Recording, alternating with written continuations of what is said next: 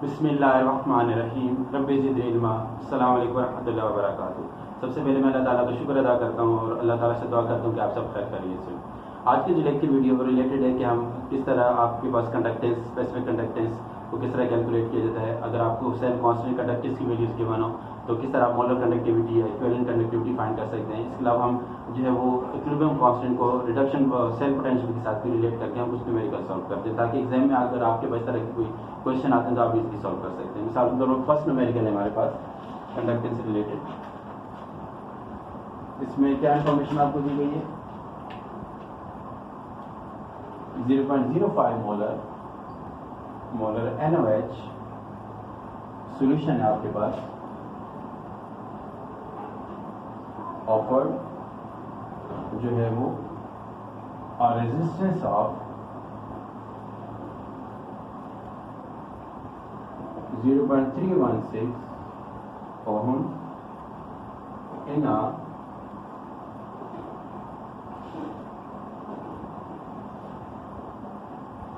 the conductivity cell at 298 Kelvin if cell constant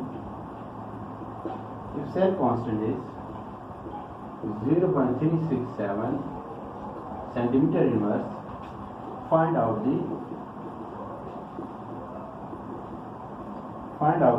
molar conductivity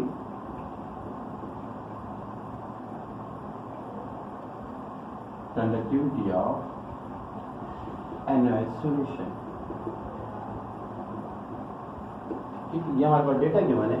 अब हम इसको solve करते हैं कि NaOH का सोल्यूशन है आपके पास और इसकी मोलर कंडक्टिविटी आपको क्या करनी है, फाइंड करनी है। ठीक है, तो इसमें आप किस तरह आपके पास जो है वो रेजिस्टेंस के बने, तो याद रखिएगा specific conductance equal to which is kappa यानी कि सिंबल इसका multiply by conductance multiply by cell constant. ठीक है, और कंडक्टेंस जो है वो equal to reciprocal of resistance होता है, तो इसलिए आप यहाँ पे 1/r और सेल कांस्टेंट आपके पास है। तो ये वैल्यूज आपको गिवन है, 1/r भी गिवन है और सेल कांस्टेंट की वैल्यू भी गिवन है। Cell constant equal to length over area of the कि दो इलेक्ट्रोड के दरमियान डिस्टेंस कितना है और उन इलेक्ट्रोड्स का एरिया कितना है, उसका रेशियो जो वो सेल कांस्टेंट इक्वल है। तो ये आपके पास इंफॉर्मेशन है। अब हम इसको सॉल्व कर लेते हैं। तो सॉल्व कैसे करेंगे इसमें?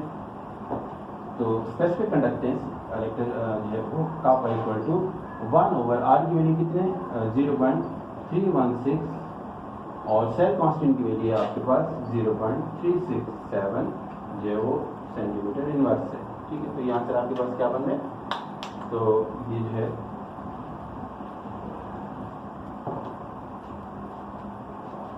0.367 डिवाइडेड बाय 0.316, तो ये है कापा की वैल्यू जो स्पेशल कंडक्टेंस आपके पास है 1.16 ओम इनवर्स सेंटीमीटर इनवर्स। ठीक है, तो ये जो स्पेशल कंडक्टेंस है ये आपके पास जो है वो 1 सेंटीमीटर ये पर सेंटीमीटर है। ठीक है, अब आपको मोलर कंडक्टिविटी फाइंड करनी है, तो मोलर कंडक्टिविटी के लिए क्या करते हैं आप? ठीक है, मोलर कंडक्टिविटी इक्वल टू आपके पास स्पेशल कंडक्टिविटी डिवाइडेड बाय आप उसको क्या करते हैं मोलैरिटी से डिवाइड करते हैं। ठीक है, मोलैरिटी से आप डिवाइड करेंगे तो आपके पास क्या आ जाएगी, मोलर कंडक्टिविटी आ जाएगी। तो उसको आप कैसे कैलकुलेट करेंगे?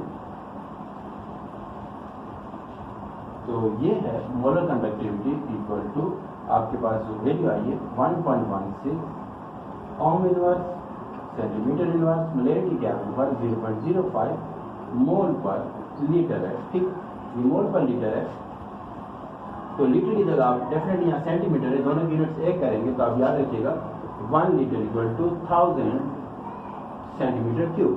तो molar conductivity equal to 1.16 ohm inverse centimetre inverse 0.05 mole. ठीक है, मल्टीप्लाई बाय डेफिनेटली लीटर ऊपर चढ़ जाएगा, तो ये 1000 सेंटीमीटर, तो ये इसमें से एक जो है वो क्या हो जाएगा, कैंसिल हो जाएगा। तो ये आपके पास आंसर क्या बनेगा, मल्टीप्लाई बाय 1000 डिवाइडेड बाय 0.05। ठीक है, तो ये वैल्यू आपकी बन रही है मोलर कंडक्टिविटी इक्वल टू जो है वो वैल्यू बन रही है 227 आपके पास जो है वो मोल इनवर्स, ओम इनवर्स, ठीक है, और सेंटीमीटर स्क्वायर। तो ये आपने क्या किया, इसके मोलर कंडक्टिविटी फाइंड कर ली, ठीक है। ये आपसे यूनिट्स भी पूछा जा सकता है। अगर 1 मोलर सोल्यूशन है उससे आपसे कहा जाएगा अगर हम इसकी मोलर कंडक्टिविटी वैल्यू फाइंड करेंगे, सेल कांस्टेंट ये है, तो उसका यूनिट क्या होगा, यूनिट भी पूछा जा सकता है। सिंपल डेटा देकर आपको जो स्पेसिफिक कंडक्टेंस की वैल्यू फर्स्ट करें 100 दे दी गई, मोलरिटी आपको 1 मोलर, तब 100 वो 1 डिवाइड करेंगे तो आपको सिंपल आंसर आ जाएगा, ठीक है, मोलर कंडक्टिविटी आ जाएगी। तो इन यूनिट्स का ख्याल रखना है आपने। नेक्स्ट न्यूमेरिकल हम सॉल्व करते हैं। नेक्स्ट न्यूमेरिकल का डेटा आपके पास क्या है, ये है डेटा आपके पास, इसमें आप जो है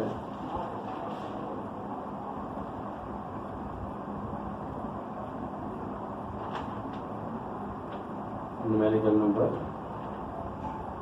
ये था आपके पास 6 और ये आपके पास 7, ठीक है,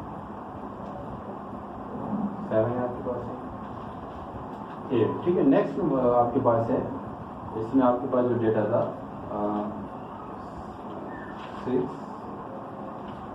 में आपके पास 0.05 मोल है और 31.16 ओम, ठीक है, 0.36,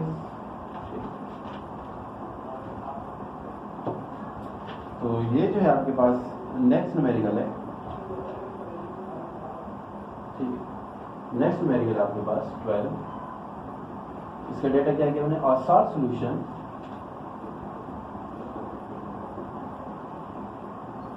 solution of 0.30 normal placed in a cell whose electrode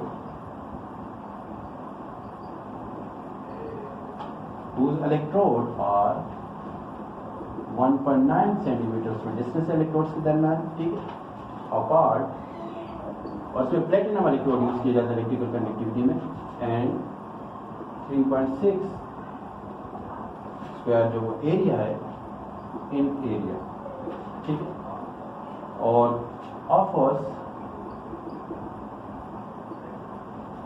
resistance of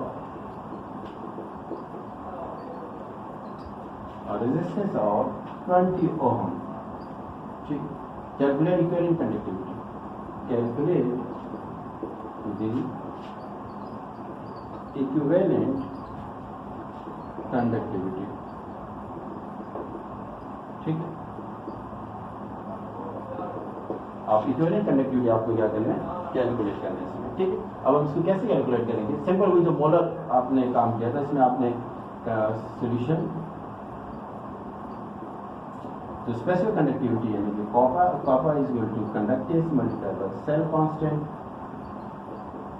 ठीक है।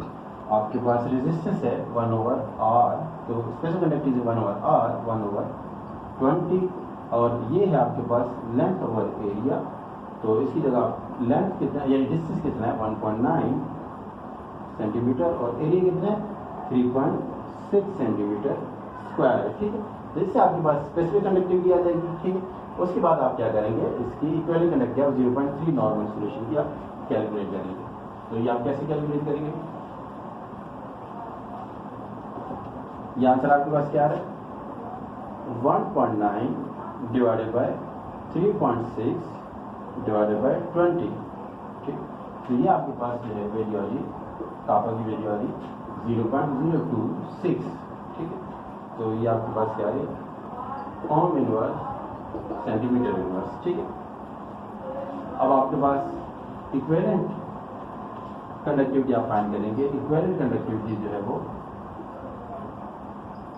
Equal to specific conductivity divided by normality से आप डिवाइड करेंगे इसको, तो ये इक्विवेलेंट कंडक्टिविटी इक्वल टू आपके पास ये वैल्यू क्या है 0.026 आपके पास ओम इनवर्स सेंटीमीटर इनवर्स, और नॉर्मेलिटी आपके पास गिवन है 0.30 इक्विवेलेंट पर लीटर, ठीक है, पर लीटर गिवन है आपके पास, तो डेफिनेटली सेंटीमीटर आपके पास फील्ड है, तो लीटर है, इसको आप equivalent conductivity equal to 0.026 ohm inverse centimetre inverse divided by 0.30 equivalent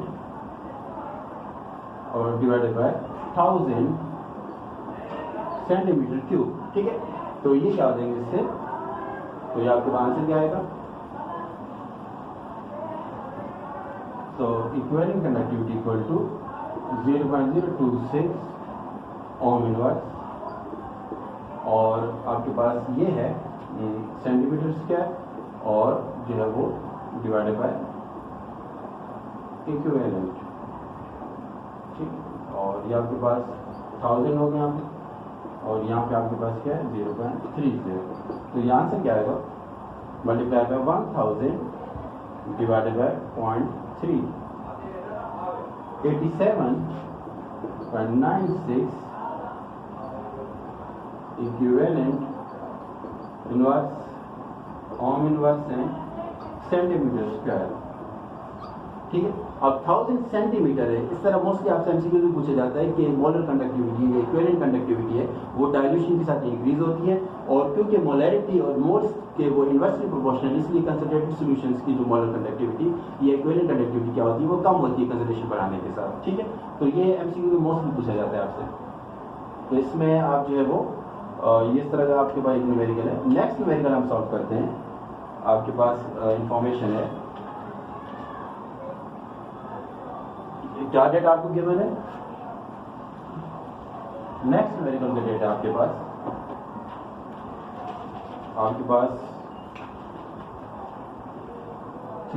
the molar conductivity the molar conductivities of acetic acid at 25 degree centigrade at the concentration of 0.1 molar and 0.01 molar are 5.20 and 49.2 centimetre square सीमेन, ठीक है, पर मोल, ठीक है। ये values है आपके पास। Degree of dissociation आपने calculate the degree of dissociation ठीक ऑफ एसिटिक एसिड, ठीक है। और इसके अलावा आपको इंफॉर्मेशन दी गई है कि molar conductivity of acetic acid at infinite dilution कितनी है आपके पास, इनफिनाइट डाइल्यूशन जो है वो आपके पास वो है 390 सीमेन और सेंटीमीटर स्क्वायर पर मोल है आपके पास, ठीक है। तो ये आपको दो डिफरेंट कंसिडरेशन है, 1, 2 और उनकी वैल्यूज आपको गिवन है, और आपसे कहा जाता है कि अल्फा की वैल्यू आप कैलकुलेट करें, डिग्री ऑफ डिसोसिएशन कैलकुलेट करें। सिंपल आप इसका सोल्यूशन आप कैसे करेंगे, याद रखिएगा अल्फा की value equal to molar conductivity, ठीक है, at consideration C divided by molar conductivity at infinite dilution. तो मोलर कंडक्टिविटी एट जो 0.1 है, एक कंसिडरेशन आपके पास ये है, तो ये 5.20 और ये 390 है, तो यहाँ पे आपके पास आंसर आ जाएगा, ठीक है।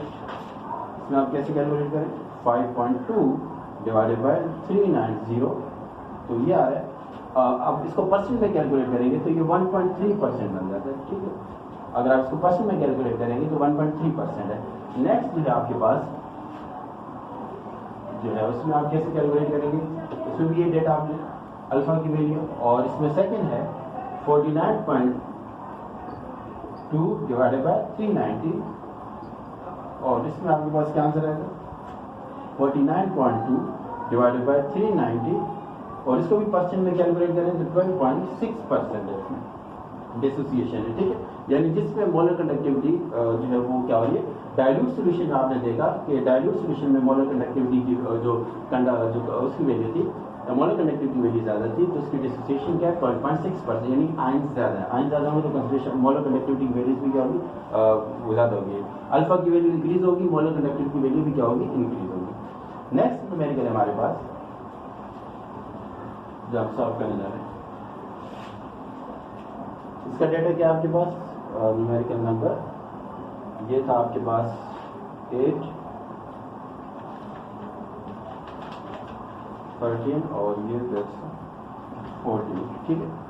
न्यूमेरिकल नंबर 4 आपको क्या है, इसमें आप देखेंगे कोलराश लॉ की एप्लीकेशन है। इफ मोलर का आपके पास इन्फिनाइट डाइल्यूशन पर ऑफ HCl और NaCl एंड एसिडिक एसिड, ठीक है, इनकी आपको सोडियम एसिडेट की वैल्यूज हैं और 425, 128 and 96 ohm inverse centimetre square over mole, ठीक। आपने molar conductivity at infinite dilution किसकी कैलकुलेट करनी, एसिडिक एसिड की आप क्या करना है, आपने कैलकुलेट करनी, ठीक है। ये आपके पास डेटा गिवन है। अब इसमें आपने क्या करना है, अकॉर्डिंग टू कोलराश लॉ, ठीक है, सोल्यूशन आपने करना है कि इन्फिनाइट डाइल्यूशन पे आप एसिडिक एसिड कैलकुलेट करने के लिए आपने क्या करना है, इसकी वैल्यू से आपने क्या करना है, इन दोनों को प्लस करना है। Molar conductivity of HCl plus molar conductivity at infinite dilution of जो है वो acidic acid sodium acetate minus molar conductivity at infinite dilution of NaCl, ठीक है। NaCl यहाँ Cl को नेगेटिव हो जाएगा और यहाँ Na पॉजिटिव, तो पीछे क्या रह जाएगा आपके पास एसिडिक एसिड। तो HCl की वैल्यू क्या है 425 प्लस 96 माइनस 128, ठीक है। तो ये आपके पास आंसर क्या आ रहा है,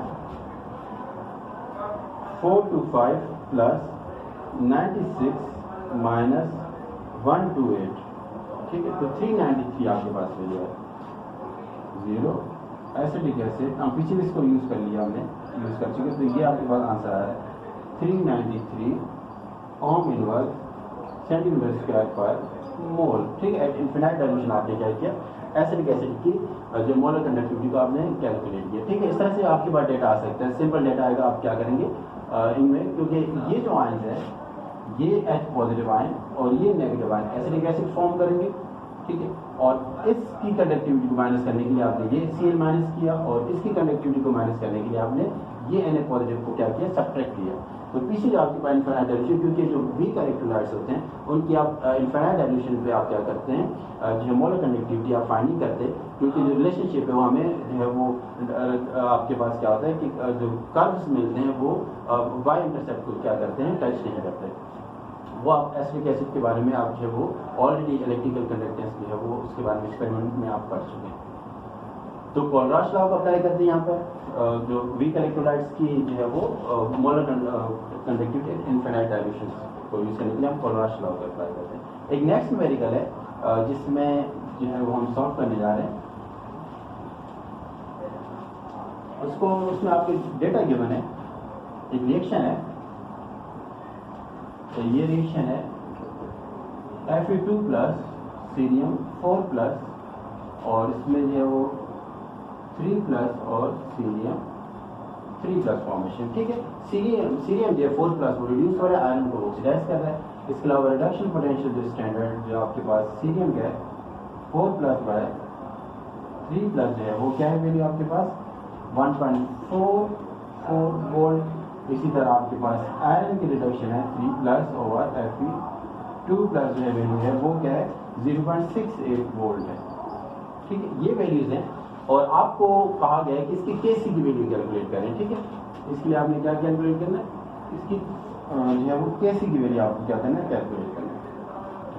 अब Kc की वैल्यू हम कैसे कैलकुलेट करेंगे, ठीक है। सोल्यूशन एक बार याद रखिएगा कि जब इक्विलिब्रियम आ जाता है तो वहाँ उसमें आप क्या कहते हैं कि सेल पोटेंशियल वैल्यू आप क्या देंगे, तो वो क्या हो जाएगी 0 हो जाएगी इसमें, और डेल्टा जी की वैल्यू क्या हो जाती है, वो भी क्या होती है, 0 होती है। तो यहाँ पे E cell equal to cell minus 0.059 over n, ठीक। लॉग आपके पास जो कंसिडरेशन आप जो है वो एफ ई 3 प्लस सीरियम आपके पास 3 प्लस और consideration of F E 2 plus consideration of cerium 4 plus, ठीक है। ये इक्वल टू के सी हो जाएगा आपके पास। और जो है वो आपके पास नेक्स्ट फार्मूला क्या बनेगा, इसमें आपके पास ये वैल्यू 0 हो चुकी है, 0 E not over cell minus 0.059 over n और लॉग आपके पास के सी, ठीक।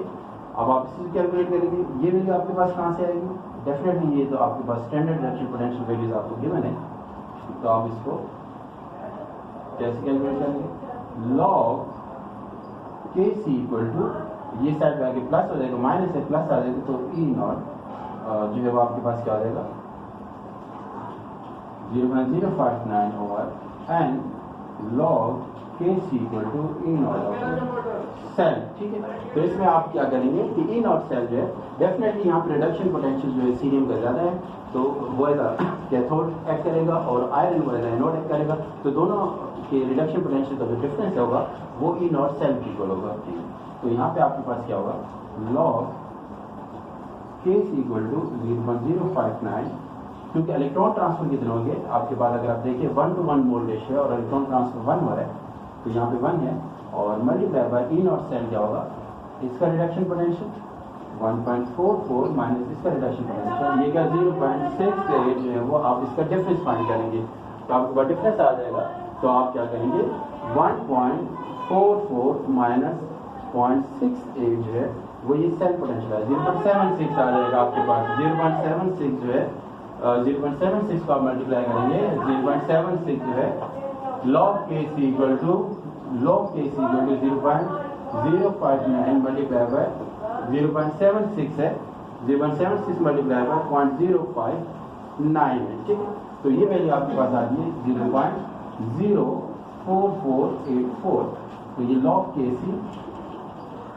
अब लॉग को आप उस साइड में लेके जाएंगे तो ये क्या हो जाएगा, एंटी लॉग क्या हो जाएगा आपके पास, anti log K C equal to anti log और 0.04484, ठीक। शिफ्ट जो है वो लॉग आंसर, तो ये आपके पास आ रहा है शिफ्ट लॉग 0.0448, तो ये जो आपके पास आंसर आया था, तो ये 0.76 आपके पास जो है वो ये डिवाइड हो रहा था, ठीक है। आपके पास जो फॉर्मूला था, फॉर्मूला क्या बन रहा था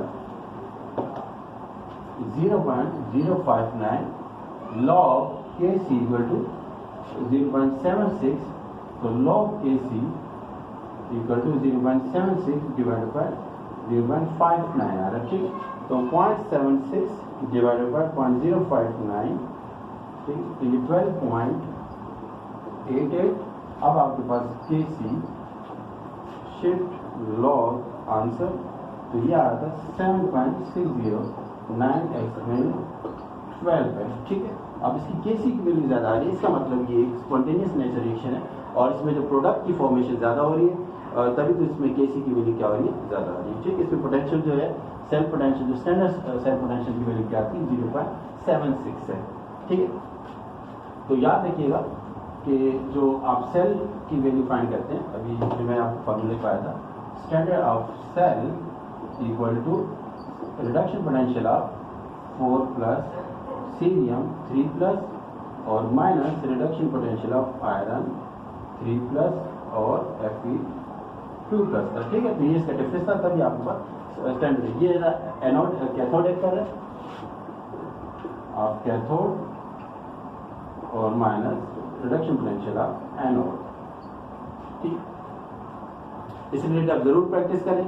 और डेल्टा जी की वैल्यू जो है, इसके अलावा आप इसकी डेल्टा जी की वैल्यू भी आप फाइंड कर सकते थे, तो NF यू नॉट सेल, ठीक। और क्योंकि यहाँ पे सेल की वैल्यू आपके पास 0 आ रही थी, तो माइनस NF 0 तो डेल्टा जी की वैल्यू भी क्या हो जाएगी, 0 हो गई। और यहाँ पे इसलिए 0 हो गई क्योंकि यहाँ पे के सी की वैल्यू है वो इक्विलिब्रियम में आ चुके हैं। जब इक्विलिब्रियम सिस्टम में आ जाता है ई सेल 0 हो जाते हैं और डेल्टा जी की वैल्यू भी क्या हो जाती है, वो 0 हो जाती है। अपनी दुआ में याद रखिएगा। अस्सलाम वालेकुम व रहमतुल्लाहि व बरकातुहू। अल्लाह हाफ़िज़।